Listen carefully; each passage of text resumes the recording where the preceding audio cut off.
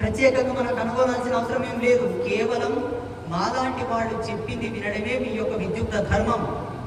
ప్రస్తుతం ఉన్నటువంటి బిజీ షెడ్యూల్లో మీరు చదివి రీసెర్చ్ చేసి అనుభవంలోకి తెచ్చుకోవాలంటే చాలా కష్టం. నిత్యం ఆత్మజ్ఞానంతో జ్ఞానయోగంతో మేము నడుస్తున్నటువంటి మాకే కొన్నింటిని అర్థం చేసుకోవడానికి చాలా కష్టమైనటువంటి పని. మీరు ఎలా అర్థం చేసుకుంటారు చెప్పండి? పాపం మీరు అర్థం చేసుకోలేరు. ఒకవేళ చదివినా మన వేద గ్రంథాలు, మన పురాణాలు, ఉపనిషత్తులు మీకు అంత తొందరగా అర్థం కావు. పెద్దలు చాలా మంది చెప్తారు, రామాయణ భాగవత గ్రంథాలు చదివితే మంచిది అని. మంచిది అని చెప్పారు, కానీ ఏ విధంగా మంచి జరుగుతుందో అని విప్పి చెప్పలేరు. చూడండి, భవిష్యత్తులో అన్న అనే విలువను తెలుసుకోవాలంటే వాడు ఏం చదవాలి? ఇంగ్లీష్ చదువులో లేదు. అన్నదమ్ముల గురించి తెలుసుకోవాలి. అన్న అంటే ధర్మం ఏమిటి, తమ్ముడు అనే ధర్మం ఏమిటి, వదిన అనే ధర్మం ఏమిటి, తండ్రి అనే ధర్మం ఏమిటి.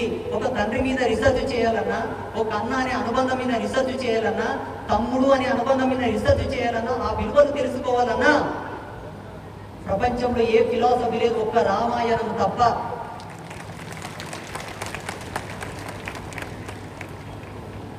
ఒక వస్తువు గురించి రీసెర్చ్ చేయాలంటే దానికి ఒక చాప్టర్ ఉంది, ఒక గ్రంథం ఉంది. ఒక పరికరం గురించి కనిపెట్టాలంటే ఒక రీసెర్చ్ ఉంది, దానికి ఒక గ్రంథం ఉంది. కానీ మానవుని యొక్క విలువలు రీసెర్చ్ చేయాలి, చదవాలి, తెలుసుకోవాలంటే ఏం చదవాలి? ఎక్కడున్నాయి?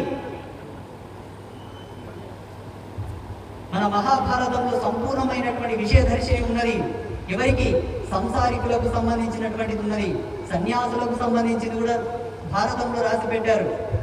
రామాయణంలో కూడా ఉన్నది. అది కదా మనకు కావాల్సింది. ఇంతకుముందు పెద్దలు చెప్పారు, ధర్మం అనే ఒక విలువ మీద, ధర్మం అనే ఒక సత్యం మీద రాష్ట్రీయ స్వయం సేవక సంఘ నడుస్తుందని. ఇంకొక మాట కూడా చెప్పారు, రాష్ట్రీయ స్వయం సేవక సంఘ ఒక పార్టీ కాదు, ఒక రాజకీయ ఎజెండా కాదు, ఒక పొలిటికల్ పార్టీ కాదు. రాష్ట్రీయ స్వయం సేవక సంఘ ఏమిటి అని మోటుగా చెప్పాల్సి వస్తే, ఇంతకుముందు రామాయణం ఎందుకు అవసరం, మహాభారతం ఎందుకు అవసరమో మీ అందరికి చెప్పాను. ఇప్పటికీ అటువంటి గ్రంథాలు మనకు అందుతున్నాయి.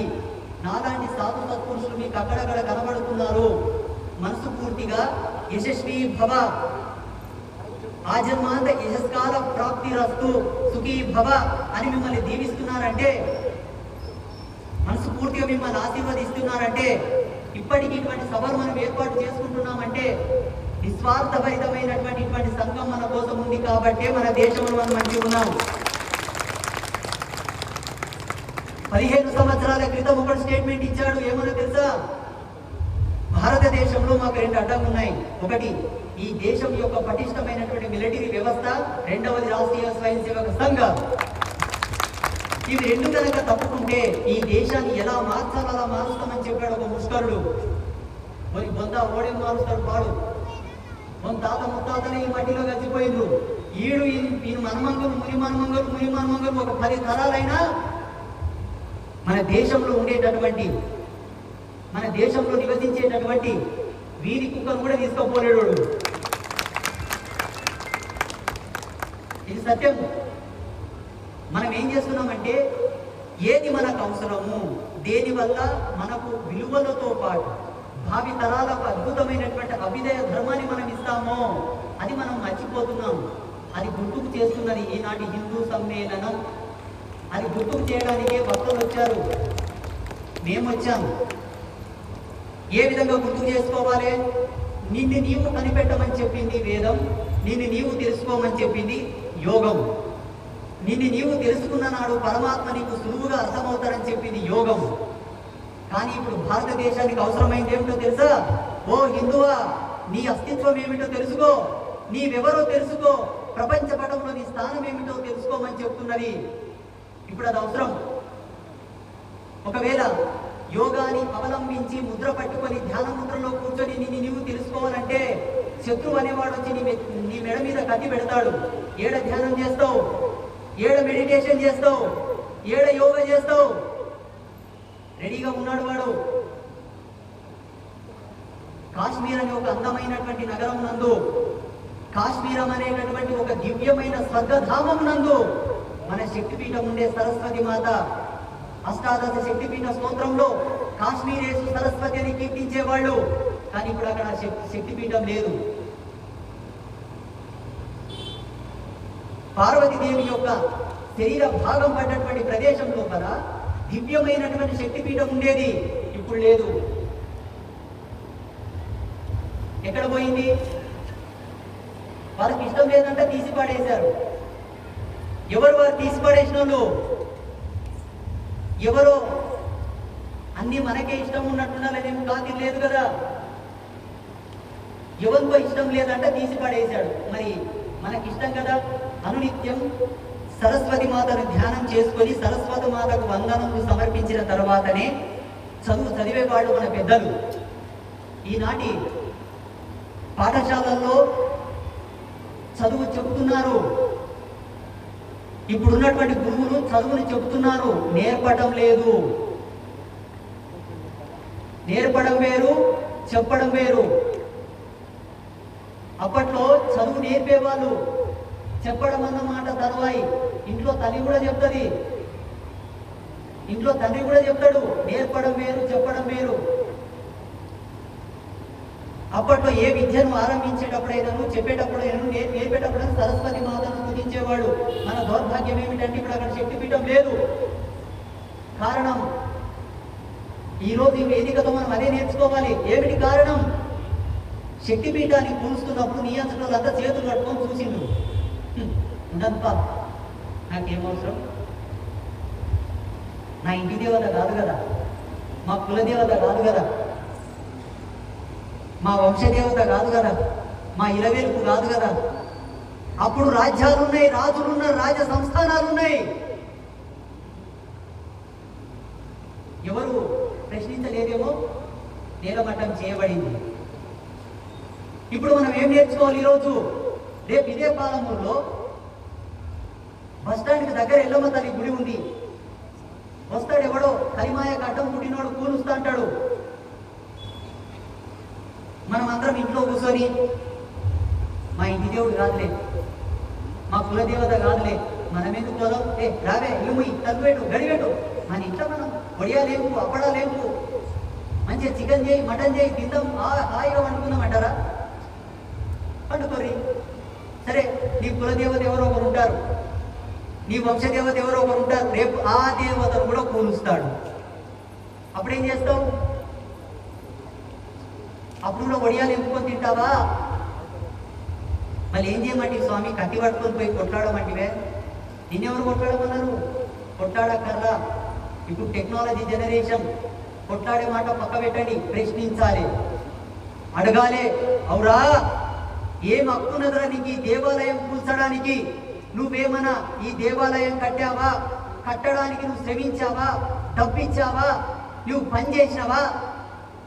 నీకు ఏం చేసినావు ఈ దేవాలయం కూర్చడానికి? పోనీ ఈ దేవత నువ్వేమైనా సేవ చేసినావా? మొక్కినవా? దీక్షలేసినవా? మాలలేసినవా? ఏమి అధికారం ఉందిరా నీకు ఈ దేవాలయం కూర్చడానికి? అని అడగాలి. మీరు అడగండి, అంతవరకే మీరు చేయండి. కొట్లాడితే మళ్ళీ మీకు దెబ్బలు తగ్గుతారో ఏమో, ఏమన్నా అయితే మళ్ళీ మీ పెళ్ళం పిల్లలు అవుడైతారో ఏమో పాపం. మీరేం కొట్లాడకూడదు, మేమున్నాం, పెళ్ళం పిల్లలు ఏమోలం. అలక్ నిరంజన్, ఏక్ నిరంజన్, మేమున్నాం, వస్తాం, మేము కొట్లాడతాం, మీరు మాట్లాడు. ఇదన్నా చేస్తారా? చేయరా? చేయరా? చేయరా? కానీ ధర్మశాస్త్రాలు ఏం చెప్తున్నాయంటే సన్యాసులు ఆయుధం పట్టరాదంట. శంఖం ఊదిన తర్వాత, శంఖంను పూరించిన తర్వాత ఆ శంఖముతోటి పూజ చేయరాదంట. శంఖం బట్టి పూజ చేసిన తర్వాత శంఖం పూరించరాదంట. ధర్మంలో ఇవి రెండు కూడా విభేదమైనటువంటి సూత్రాలను ప్రతిపాదించారు. కానీ నేను రెండు చేస్తాను. శంఖం ఊదుతా, శంఖంతో పూజ కూడా చేస్తా. అంటే వేద ధర్మాన్ని తిరస్కరిస్తున్నట్లు కాదు, ధర్మాన్ని ధిక్కరిస్తున్నట్లు కాదు. ఇప్పుడు అది అవసరం, ఇప్పుడు అది అవసరం. వాస్తవం చెప్పాలంటే మీకు కొంచెం ప్రాణభీతి ఉండవచ్చు గాక, సంసార భీతి ఉండవచ్చు గాక. ఏమిటంటే కొట్లాడితే నా పెళ్ళ పిల్లలు ఏమవుతారో ఏమో అని. సరే, మాకేం లేదు కదా, మేము కొట్లాడొద్దు కదా, ఫ్రీడమ్ ఫైటర్. అందుకే నేనైతే అంట, ఏడలో లొల్లైతే నన్ను ఇస్తూ నేను వచ్చి కొట్లాడతా అని చెప్తా. అట్లే పిలిచారు పాడుగాల. ఒక సన్యాసిని, నాకు పెళ్ళం లేదు, పిల్లలు లేదు, ఇల్లు లేదు, ఇడుపు లేదు, బ్యాంక్ బ్యాలెన్స్ లేదు, నేనేమన్నా అయిపోతే ఏడ్చే వాళ్ళు ఎవరైనా ఉన్నారా లేరా అన్న భయం కూడా నాకు లేదు. అయినా నేను ఇంత ధైర్యంగా మాట్లాడుతున్నానంటే రేపు నీ పిల్లల్ని ఎవరి పాలు చేసిపోతావు? నువ్వు సంపాదించిన ఆస్తులు ఎవరికి గడిచిపోతావు? నా పిల్లలు అనుభవిస్తున్నారు అనుకుంటున్నావా? ఇరుగు పొరుగు దేశాల్లో గది అనుకుంటారయ్యా. ప్రాణం చేతులు పట్టుకొని కట్టు బట్టల మీద ఉరికొచ్చి ఈ దేశంకి.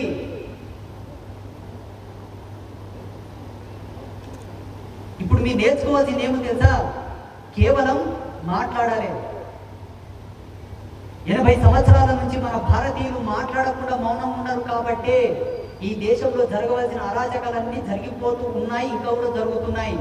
ఇక కూడా మనం మాట్లాడకపోతే, ఇక కూడా మనం ప్రశ్నించకపోతే ఏమో భవిష్యత్తులో మన ఇంట్లో చిన్నపాటి వ్రతాలు నోములు కూడా చేసుకోవాల్సినటువంటి సందర్భం ఉంటుందో ఉండదో.